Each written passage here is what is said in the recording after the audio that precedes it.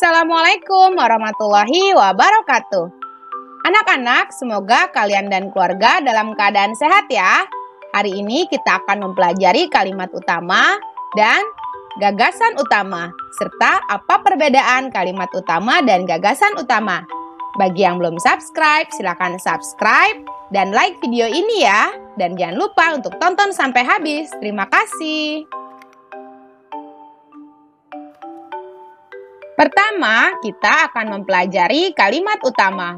Kalimat utama adalah kalimat yang berisi gagasan utama atau pokok permasalahan yang menjadi dasar suatu cerita atau paragraf. Anak-anak, ciri kalimat utama adalah kalimat utama harus dapat berdiri sendiri. Artinya, kalimat utama tidak boleh terdapat kata-kata rujukan seperti itu, ini, tersebut, dan sebagainya, ataupun konjungsi antar kalimat. Di samping itu, sementara itu, di sisi lain, dan sebagainya. Kecuali konjungsi antar kalimat yang menyatakan kesimpulan, seperti oleh karena itu, jadi, dan dengan demikian. Selanjutnya, kalimat utama bermakna umum sehingga dapat diperjelas dengan keberadaan kalimat-kalimat penjelas. Cara menentukan kalimat utama. Yang pertama adalah kalimat utama dapat dipastikan berada di awal jika kalimat selanjutnya terdapat kata hal ini, hal tersebut, ini, itu, dan sebagainya. Kata-kata tersebut menegaskan bahwa kalimat sebelumnya adalah acuan terhadap persoalan yang dibahas oleh keseluruhan teks. Cara yang kedua adalah perhatikan apa atau siapa yang dirujuk oleh kalimat-kalimat penjelas. Misalnya, kalimat-kalimat penjelas menjelaskan kegiatan merokok dari aspek ekonomi. Dengan begitu, kalimat utamanya adalah kalimat yang bermakna pernyataan umum bahwa merokok mempunyai hubungan erat dengan aspek ekonomi. Selanjutnya adalah jenis-jenis paragraf berdasarkan letak kalimat utama. Yang pertama ada paragraf deduktif, yaitu kalimat utama ada di awal paragraf. Lalu ada paragraf induktif, yaitu kalimat utama di akhir paragraf. Dan jenis paragraf yang terakhir adalah paragraf campuran, yaitu kalimat utama berada di awal dan di akhir paragraf. Oke, sekarang kita akan bahas satu persatu jenis-jenis paragraf. Yang pertama adalah contoh paragraf deduktif, yaitu yang kalimat utama terletak di awal paragraf. Perhatikan paragrafnya. Kota Balikpapan merupakan salah satu kota terbesar di Provinsi Kalimantan Timur. Meskipun bukan ibu kota dari Provinsi Kalimantan Timur, namun kota Balikpapan dikenal sebagai gerbang utama dari Pulau Kalimantan. Hal ini karena aksesnya yang terbilang paling dekat dengan Jawa apabila ditempuh dengan jalur laut. Selain itu juga didukung dengan bandara internasional yang memiliki banyak maskapai dan mampu menjangkau berbagai kota di Indonesia hingga mancanegara. Selain itu, di kota ini juga terdapat berbagai fasilitas dan hiburan yang tidak kalah dari pusat metropolitan. Masyarakat dapat dengan mudah menemukan pusat perbelanjaan dan gerai-gerai makanan terkenal di sini. Nah, ingat ya anak-anak, paragraf deduktif adalah yang kalimat utamanya terletak di awal paragraf.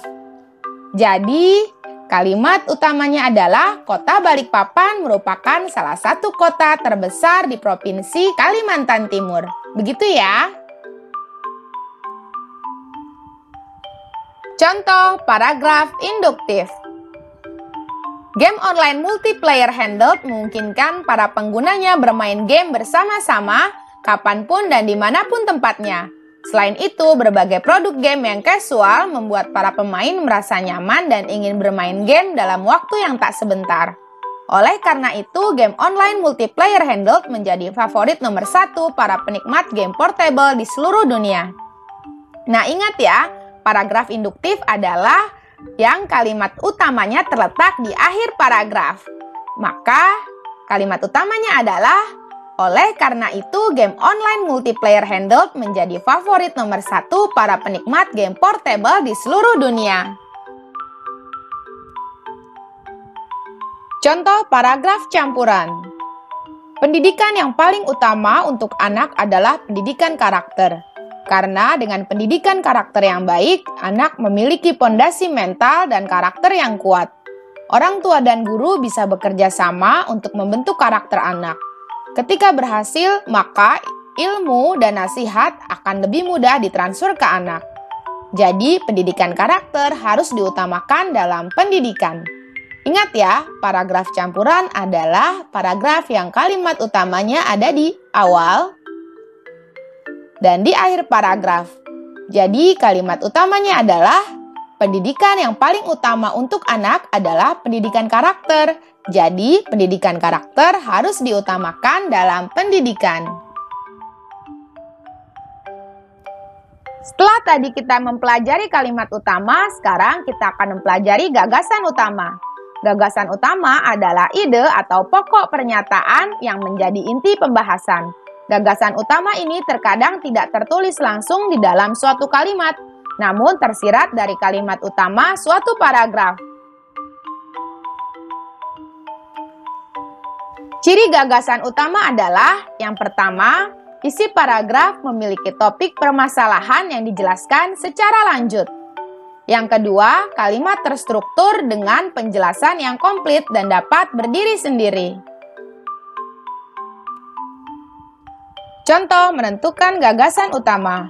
Anak-anak, simaklah baik-baik paragraf berikut. Penggunaan internet untuk anak sebaiknya perlu dikontrol oleh orang tua.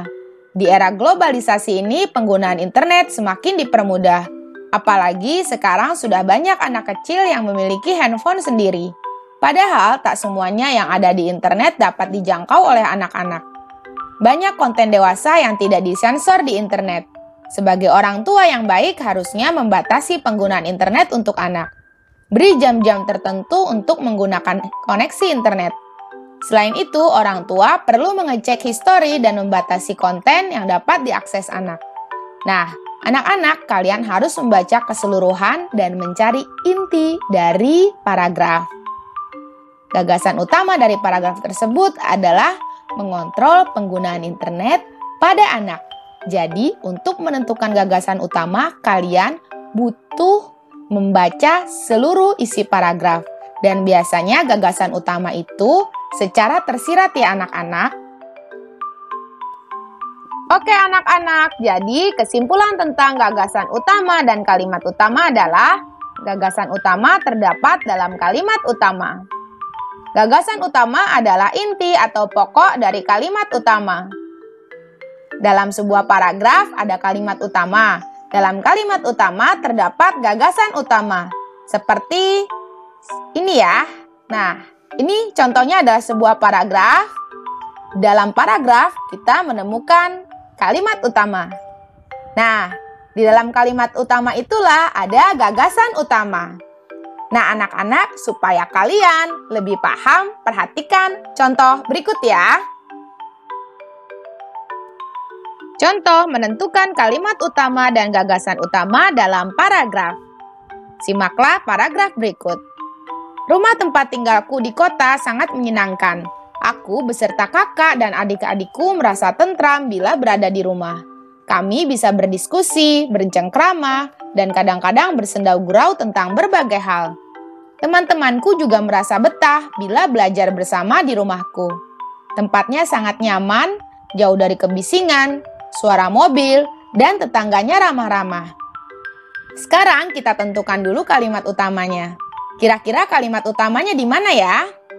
Ya, kalimat utamanya adalah rumah tempat tinggalku di kota sangat menyenangkan. Lalu di dalam kalimat utama ada gagasan utama. Gagasan utamanya adalah rumahku menyenangkan. Seperti itu ya anak-anak.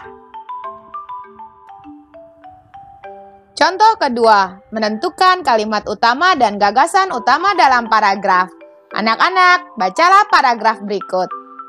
Dalam kehidupannya, lebah mempunyai sistem pembagian kerja yang baik. Ratu lebah menghasilkan telur 2.000 sampai 3.000 butir setiap hari. Seekor ratu lebah juga bertugas melahirkan calon ratu. Oleh lebah pekerja, lebah calon ratu ini dibawa ke dalam suatu ruangan. Lalu ruangan ini dimasukkan cairan kuning atau royal jelly. Lebah pekerja juga bertugas mengangkut air dan serbuk sari bunga, mengangkut sari madu, serta mengumpulkan zat perekat yang biasanya didapat dari pucuk pohon. Lebah pekerja dibantu oleh lebah jantan dalam menyelesaikan tugasnya. Secara khusus, lebah jantan bertugas mencari tempat-tempat yang banyak mengandung sari madu. Dengan tarian lebah, lebah jantan memberi tanda kepada lebah lain ketika menemukan suatu tempat yang mengandung banyak sari madu. Nah, anak-anak, sekarang tentukan di mana kalimat utamanya. Ya, kalimat utamanya adalah dalam kehidupannya lebah mempunyai sistem pembagian kerja yang baik. Sementara gagasan utamanya adalah sistem pembagian kerja lebah. Begitu ya anak-anak? Oke anak-anak, semoga kalian mudah memahaminya. Sampai bertemu lagi di pembelajaran Bahasa Indonesia selanjutnya. Wassalamualaikum warahmatullahi wabarakatuh. Dadah!